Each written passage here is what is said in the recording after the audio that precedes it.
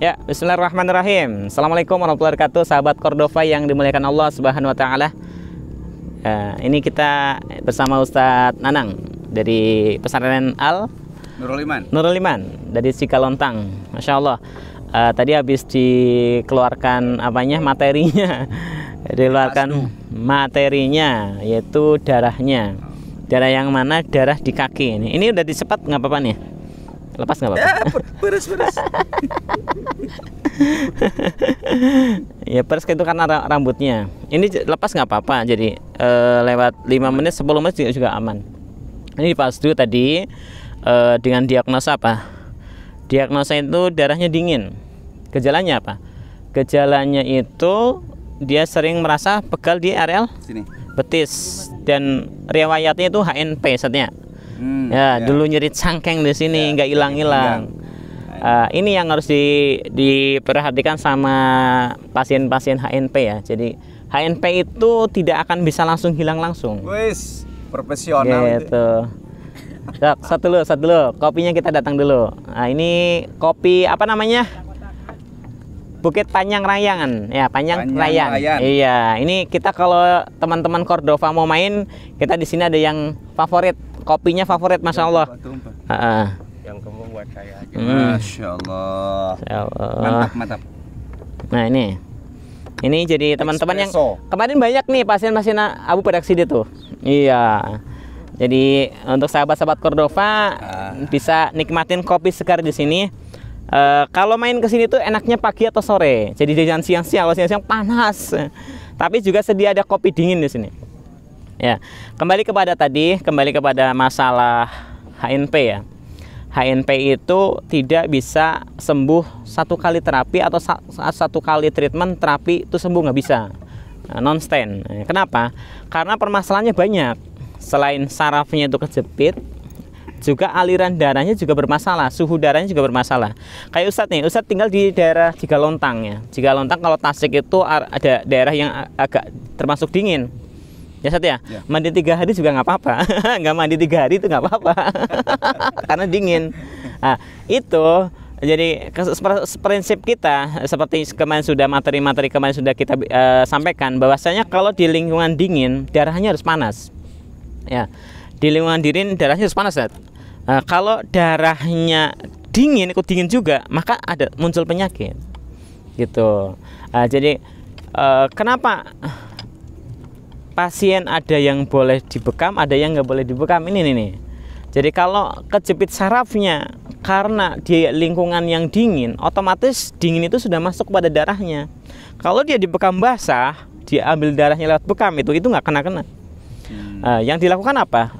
Lepaskan dinginnya dari tubuhnya, yaitu dengan kocorkan darahnya dari paling bawah, yaitu areal kaki, nanti dari pinggang pada keluar. Dan ini kadang nggak cukup sekali. Kenapa? Ketika diambil, nanti darah yang dinginnya keluar, di atas masih ada yang tersumbat. Nah, ketika yang di bawah sudah mulai hangat, maka yang di atas yang dingin ini akan ke bawah, menggantikan yang panas. Karena panas itu selalu menaik ke atas. Nah, panas yang di bawah akan naik ke atas karena yang dinginnya sudah dikeluarkan, maka dingin yang di atas akan keluar. Nanti gini, ketika sakitnya ada di betis misalnya, kemudian di fasdu, maka darah yang dingin di betis akan keluar. Tapi darah yang ada di areal pinggang yang di atas kejepitnya itu nanti akan keluar mungkin sehari atau 2 hari lagi. Dia akan keluar dan akhirnya sakitnya nimbul. Ya, kadang nimbulnya apa? Tidak di betis, mungkin di atas betisnya atau bahkan masih di areal pahanya itu akan muncul sakit. Karena apa?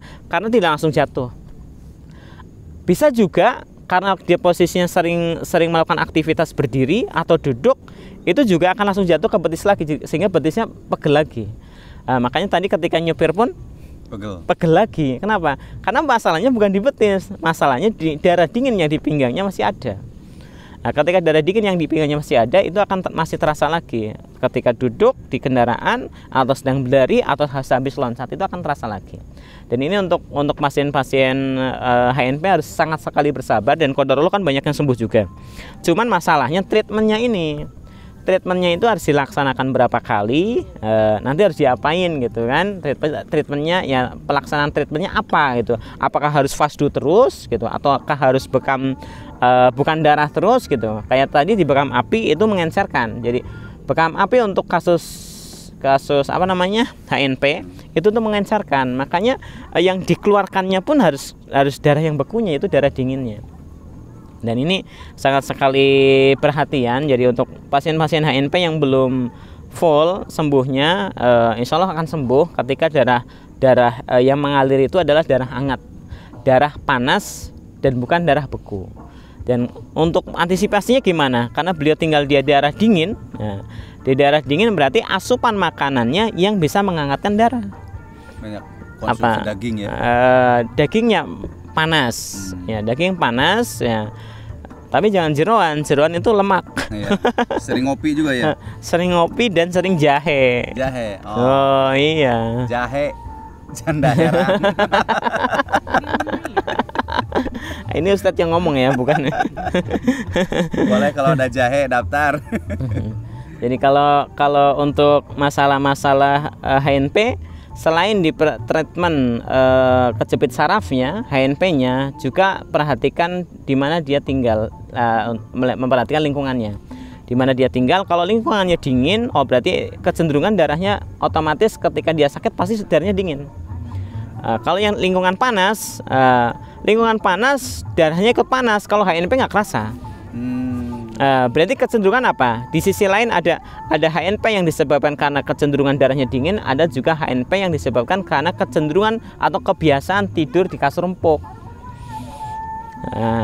Kasus-kasus semuanya banyak. HNP dia tidak pernah jatuh, tapi ketika saya tanyakan kasurnya pasti nyok. Kasurnya nyok. Lah itu satu. Kalau kasurnya nyok, orang punya HNP itu tidak akan sembuh-sembuh. Kasih obat hanya meredakan, kasih treatment hanya reda sebentar. Tapi berikutnya dia akan kambuh lagi. Karena apa? Karena bahan yang menjadikan saraf kejepitnya masih dia lakukan. Kebiasaan yang dia menjadikan saraf kejepitnya masih dilakukan. Kasurnya harus yang keras kayak gitu.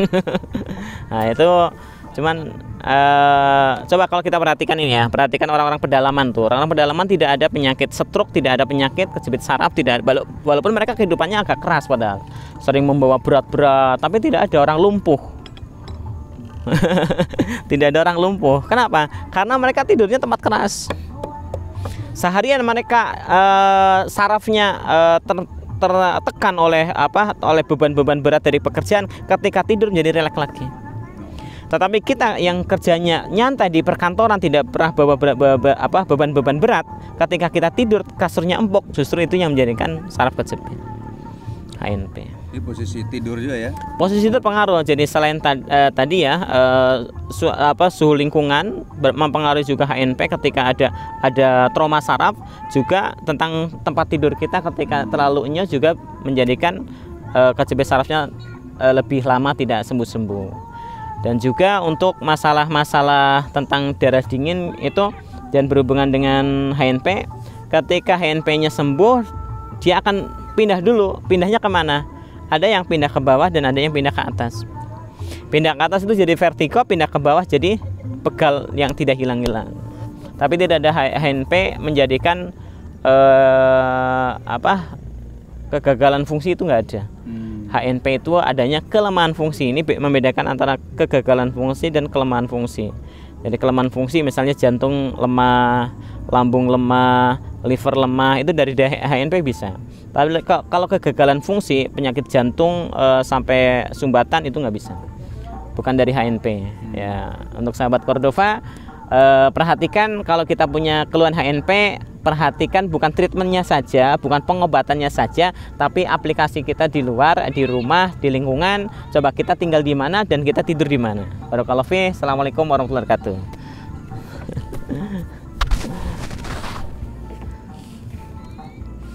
Ya, kita ngopi, Matt. Kopinya belum di shot. Insyaallah, sahabat Cordova, ngopi bareng yuk sore. Bismillah.